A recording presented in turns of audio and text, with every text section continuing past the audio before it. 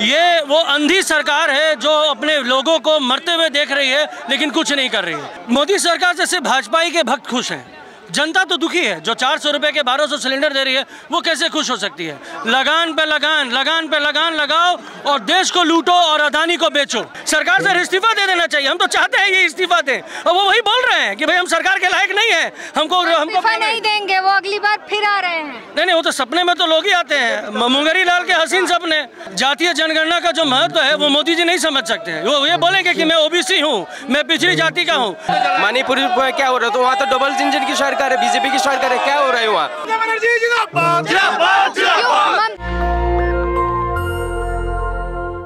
नमस्कार, मैं ब्यूटी देख रहे हैं नेशनल दस्तक। अभी हम मौजूद हैं दिल्ली के जंतर मंतर पर। पीछे आप देख पा रहे होंगे कितनी बड़ी संख्या में जो है भीड़ है। क्या प्रोग्राम है, क्या किस बात के लिए यहाँ पर जो जनसैलाब?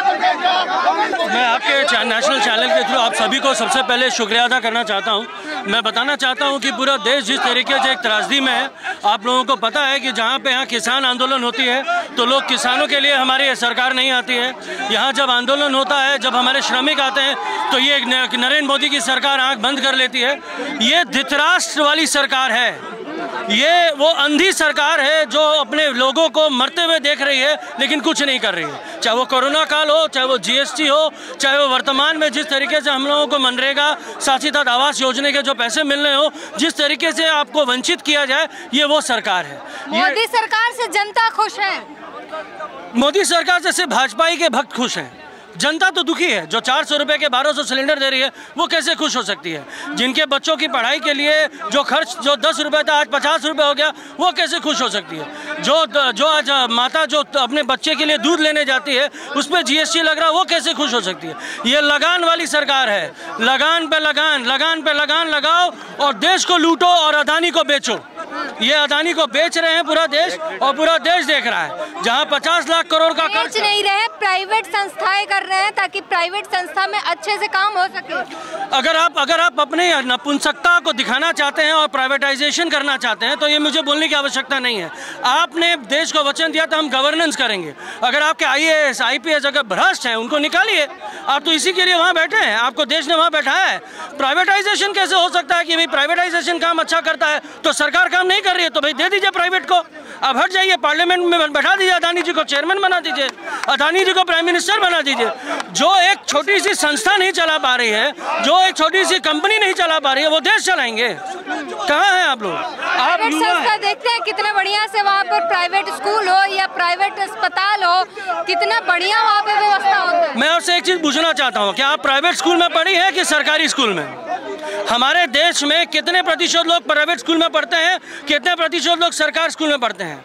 हम चाहते हैं आप शिक्षित हों। ये देश का दायित्व होता है कि हमारे बच्चे शिक्षित हों, तभी एक विकसित देश बनेगा। और आप बोलना चाहते हैं कि प्राइवेट में पढ़ाया जाए। आपको पता है कि एक माता मोदी जी का कहना है कि प्राइवेट संस्थाएं सरकारी से बेहतर चलती है, इसलिए हम प्राइवेट कर रहे हैं। तो मोदी जी को बोलिए सरकार में ना रहे, वो भी प्राइवेट हो जाए।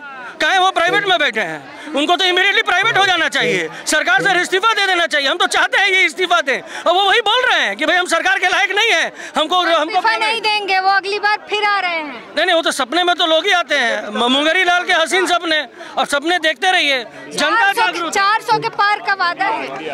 वादा है? किसको किया है वादा उन्होंने? कह रहे हैं 400 के पार लाएंगे अब की बार। अरे एक बहुत पुराना गाना था, वादा तेरा वादा है, वादे पे तेरे मारा गया पूरा देश सारा। ये चल रहा है, पूरा देश मारा जा रहा है और मोदी जी को 400 की पड़ी है।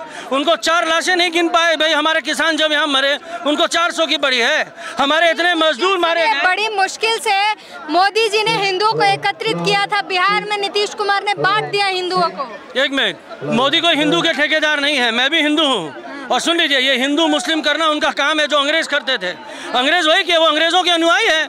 अंग्रेजों के लिए चाटुकारिता करी, गोडसे ने अंग्रेजों के लिए काम किया, तो ये अंग्रेजों के अनुयायी, हम अंग्रेजों के अनुयायी नहीं है। हिंदुओं को आपस में बांट कर ये पाप कर रहे हैं ये लोग। अच्छा, मोदी जी से पूछ लीजिए कि भाई उन्होंने जितने कैबिनेट मंत्रियां रखे हैं किस किस जात के उन्होंने रखे हैं, किस किस रिलीजन के उन्होंने रखे हैं। जातीय जनगणना नहीं करानी चाहिए ना, ऐसे हिंदुओं में आपस में बंटवारा हो गया। जातीय जनगणना का जो महत्व है वो मोदी जी नहीं समझ सकते हैं। वो ये बोलेंगे कि मैं ओबीसी हूँ, मैं पिछड़ी जाति का हूँ। हम चाहते हैं जातीय जनगणना की जो भी बात हो वो हमारे नेता करेंगे, लेकिन जो वास्तविकता है कि पूरा देश जागरूक है, ये वास्तविकता है। मोदी जी हार रहे हैं, उनका फेलियर दिख रहा है और अपने ढिंढोरा पीट रहे हैं, ये वास्तविकता है। और आज हम यहाँ इकट्ठे हुए हैं, पूरा कैमरा दिखाइए, जितने लोग यहाँ इकट्ठे हुए ऐसे नहीं आए, सब अपने अपने पैसों से आए हैं, कोई पॉलिटिकल लोग नहीं है, ये लोग, ये जनता है और ये पीड़ित जनता है, इनको पीड़ा हुई है, ये इसलिए आए हैं, ये अपने पीड़ा को दर्शाने आए हैं। जात पात के नाम पर बिहार में लोगों को भरमाया जा रहा है, भ्रम पैदा किया जा रहा है। देखिए वो बीजेपी का मॉडल है, मैं उस मॉडल में हूँ नहीं, मुझे जात पात नहीं समझ में आता, मुझे एक ही चीज पता है, जनगणना समझ आती है ना, जनगणना पर बताइए। जनगणना कराइए और जनगणना जरूरी है, किसी भी विकसित देश के लिए, किसी भी विकास के लिए जरूरी है। मनरेगा में अब हमको बताइए, मोदी जी को जिन्होंने वोट दिया, क्या उनको पता है कि भाई इसने वोट दिया उसने वोट नहीं दिया? हम तो सबसे वोट मांग रहे हैं। हमारी जो नेता सुश्री ममता बनर्जी, उन्होंने हमको सिखाया है कि हमको सबसे वोट चाहिए। हम हर धर्म का सम्मान करते हैं, हमारी जाति का सम्मान करते हैं, हमें तो तकलीफ नहीं है, जिन्हें तकलीफ है उनसे बात करें, मोदी जी को तकलीफ है। बंगाल में क्राइम रेट देखते हैं कितना है, घर में लोगों को बंद करके जला दिया जाता है। आपको एनसीआरबी का डेटा पता है? बंगाल में सबसे ज्यादा महिला सुरक्षित है, ये मोदी जी बोलते हैं, ये इनकी केंद्र सरकार बोलती है। सबसे ज्यादा अगर महिलाओं के लिए, सुनिए, सबसे ज्यादा अगर महिलाओं के लिए वुमेन पुलिस स्टेशन हुआ है तो बंगाल में हुआ है। सबसे ज्यादा महिलाएं अगर सुरक्षित है तो बंगाल में है। सबसे ज्यादा अगर बेटे कुपोषित हो रहे हैं वो बंगाल में है। तो बंगाल की तुलना हम ना करें, बंगाल दिखाएगा पूरा देश को और आने वाला मॉडल बंगाल मॉडल होगा। तो यहाँ पर बहुत बड़ी संख्या में जो है भीड़ है और लोग नारे लगा रहे हैं। आप देख पा रहे होंगे कितनी बड़ी संख्या में जो है यहाँ पर जन सैलाब उमड़ा हुआ है। और दिल्ली के जंतर मंतर पर जो है देखिए किस तरीके से ममता बनर्जी को वोट क्यों दिया जाए? ममता बनर्जी हमेशा गरीब आदमी के लिए सोचता है, खाली गरीब के लिए नहीं, हर तरह के आदमी के लिए सोचता है। स्टेट का सही डेवलपमेंट ममता बनर्जी से ही हो सकता है। बंगाल का डेवलपमेंट हो गया, हो रहा है ना, बहुत हो रहा है, बहुत हो रहा है,